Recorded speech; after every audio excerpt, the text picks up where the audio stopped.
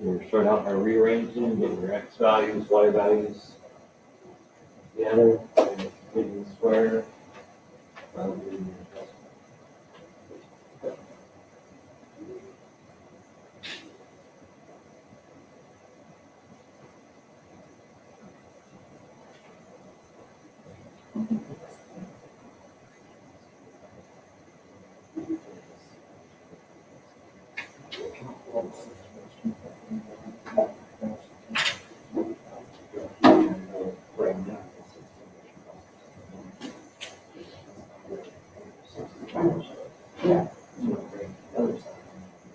That's what I did all on together.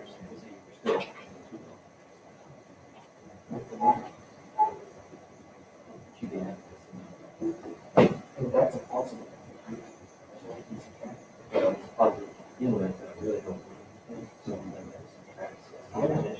So how can these two things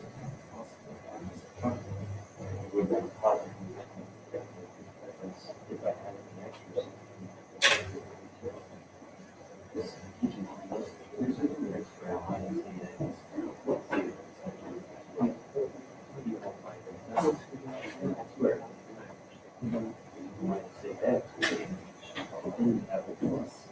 Yeah.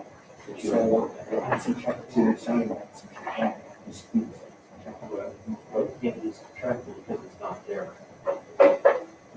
So we're only have to do, so really, initially, we're only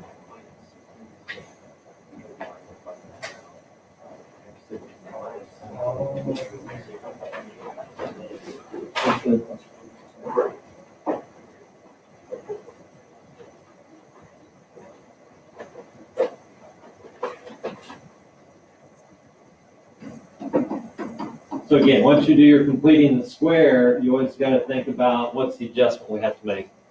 So the adjustment here, since I have x minus 4 that I'm going to square, is I got to subtract 16. On the second one, because I'm going to do y plus 5 squared, I've got to subtract 25 off of that. So when we put it all together, now we'll have to add those two amounts to the other side.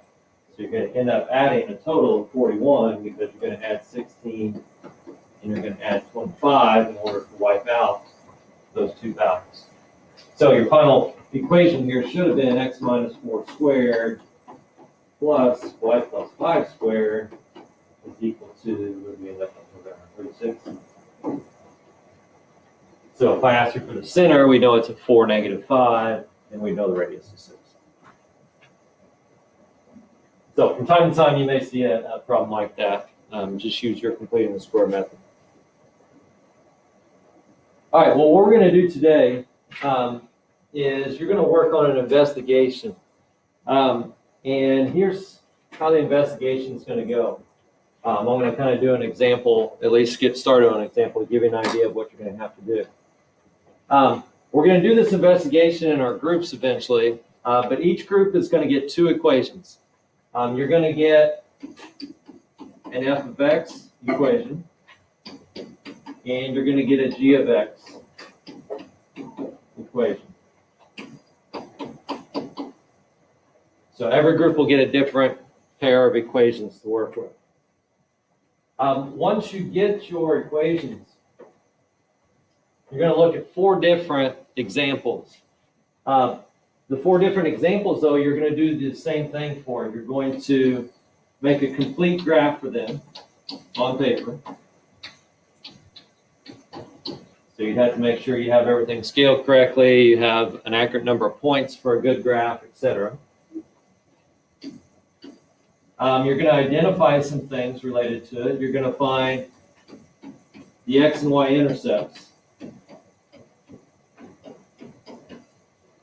You're going to find the domain and the range.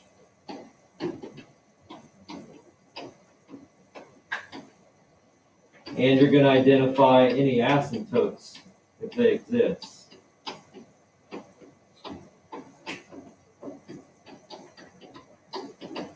And so you'd write the equations, an x equals equation or a y equals equation, depending on your situation. Now, here are the 4 situations you're going to look at. you're basically going to look at taking these two and performing the four operations that we could with two expressions. What I mean by that is you're going to do f of x plus g of x. You're going to do f of x minus g of x. Then you're going to multiply them. And finally, you're going to divide f of x by g of x. And we'll only go the one direction when we do division. So you're going to have four different situations set up for you. For instance, if I were doing this one, my first situation, when I add these two together, I'd be looking at the equation of 3x plus 1. And so I'd graph that one.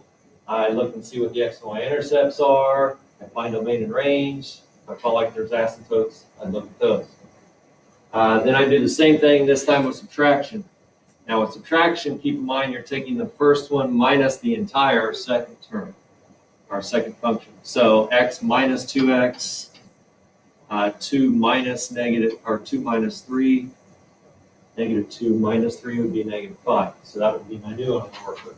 And I go back through that same list again.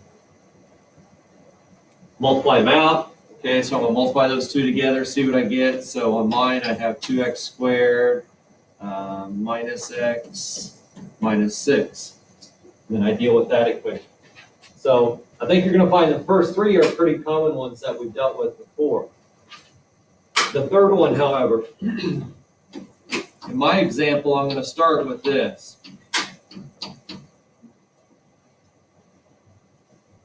But when you get to that third example, you're going to find out there's two asymptotes that you're going to have to find. You're going to have to find the vertical and the horizontal asymptote. Well, we've done a lot with vertical asymptotes, and that one's usually the easiest one to find. Remember when we find the vertical asymptote, that's really where our value for x is undefined. Or in this case, when it's going to make the denominator equal 0. So if I were doing mine, I'd look at the denominator with this 2x plus 3, and I'd try to figure out, okay, well, when is it equal to 0? Because that would be the value that would be undefined. So for my graph here, I'd find out that I have a vertical asymptote at negative 3/2. So when I graph it, I'd want to make sure I include that on my graph. I'd have a dotted line there. The horizontal is sometimes tougher to find, though. So when we look at a horizontal asymptote, and we'll look at these more specifically later on, but when I look at the horizontal asymptote, what I'm really looking at is when I look at really, really big x values, what's my graph starting to look like? Or if I look at really, really small values, what's my graph starting to look like? So let's think about this situation here. If I said, I've got x minus 2 in the top. If I said, okay, I'm going to give everybody $1 million.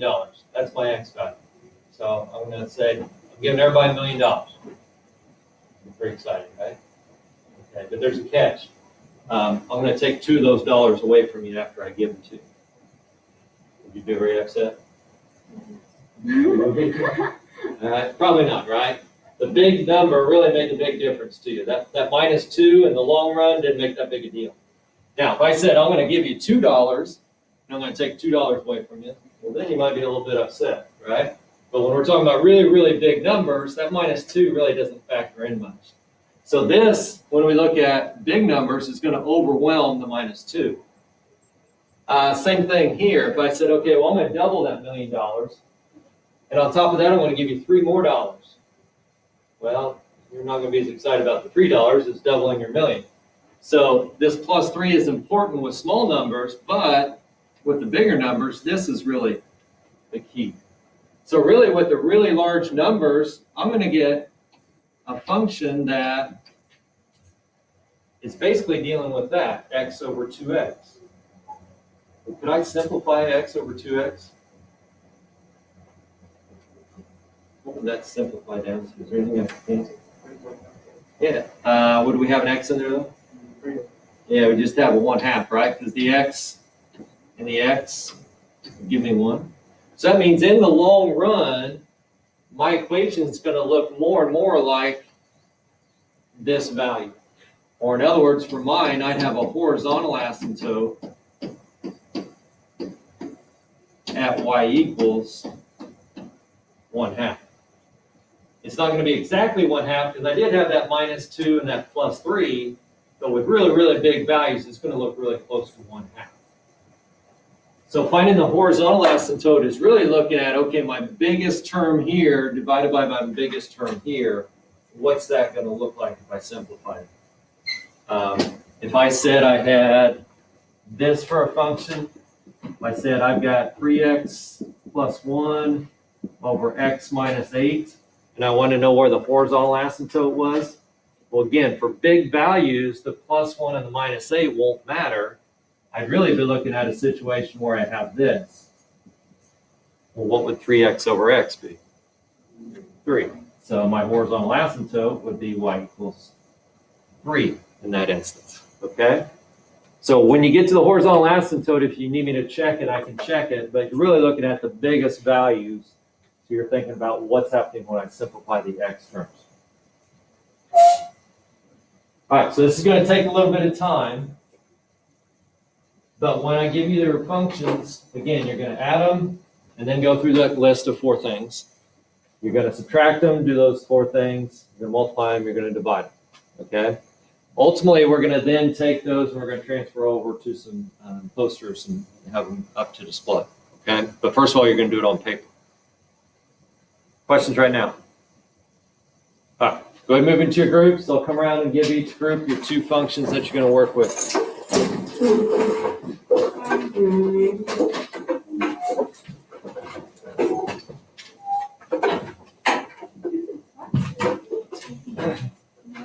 Again, when you do your graphs, you want to be accurate with your graphs. Insert as many points as you need to be accurate.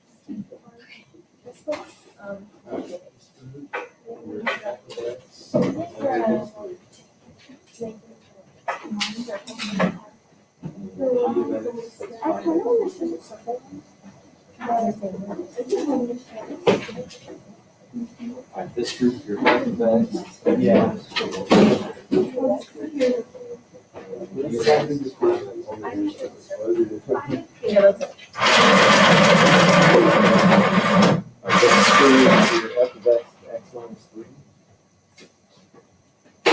And x is 5x minus 9.